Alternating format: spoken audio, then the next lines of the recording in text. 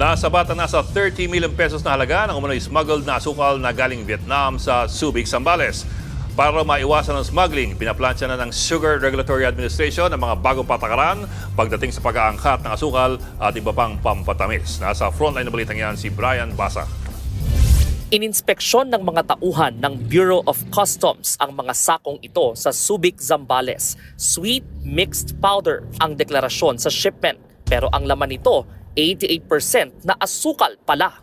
Galing ang higanteng shipment ng hinihinalang smuggled na asukal mula sa Vietnam.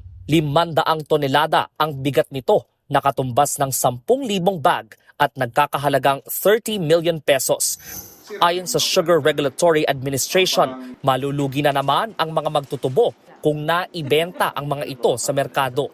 Hindi bababa sa 700 milyong piso ang mawawala sa industriya ng asukal kada taon. Sira yung mga plano natin.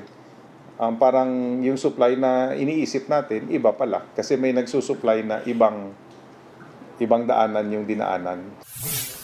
Puspusa na ang paghahanda ng SRA sa bago nitong patakaran sa imports. Simula Abril, target singilin ng clearance fee ang mga mag-aangkat ng asukal at iba pang pampatamis. Nilinaw ng tanggapan na hindi ito pagpigil sa mga gustong mag-import. Bagkus, pag-alam ito sa kung gaano karaming asukal at pampatamis ang pumapasok sa bansa galing abroad.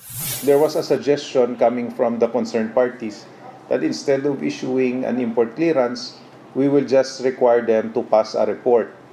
However, I explained to them that as legitimate companies, they can pass a report. But yung may masamang balak, hindi naman pwede nating hingian ng report. Naunang inantala ang clearance fee para makonsulta ang iba't ibang sektor. Nagbabalita mula sa Frontline, Brian Basa, News 5.